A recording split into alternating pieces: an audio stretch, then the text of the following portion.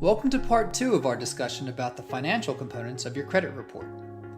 In the last video, we covered public records, credit inquiries, and collections. In this segment, we're going to cover the most comprehensive aspect of your credit report, which is your actual credit history. And at the end, Elizabeth Karwowski, the CEO of one of our partners, Get Credit Healthy, will walk you through an actual credit report and explain to you firsthand how to read it and how to interpret the information. Before we turn it over to Elizabeth, we'd like to go over some of the basics so that you'll have a better understanding and be able to follow along with her.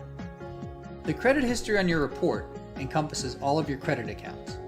These include revolving accounts, installment accounts, and service accounts. Service accounts are accounts that comprise services that you received after reaching an agreement with a service provider. These often include utilities such as an electric or phone company, but also include membership agreements such as with a gym or a sports club. Revolving accounts are accounts that do not have to be paid in full every month and allow the debt to be carried over to the following month. They usually require a minimum payment and have a spending limit. If this type of account sounds like a credit card, it's because credit cards make up the vast majority of revolving accounts found on credit reports. Installment accounts are exactly what the name implies. They're larger debts for which you're required to make installment payments over a set time period.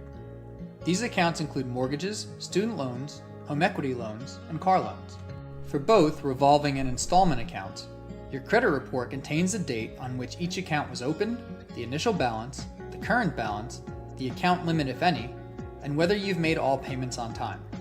If some of your payments were late, the reports disclose how late each of those payments were in increments of 30, 60, 90, and 120 days. The credit reports will also contain whether any accounts were closed by you voluntarily or whether your creditors close any accounts for non-payment. The information about these accounts remains on your report for 7 years from the date of last activity. Now that we've covered the basics, Elizabeth will walk you through a real credit report so that you can see what all of the information we've just given you in these past 2 videos looks like in real life.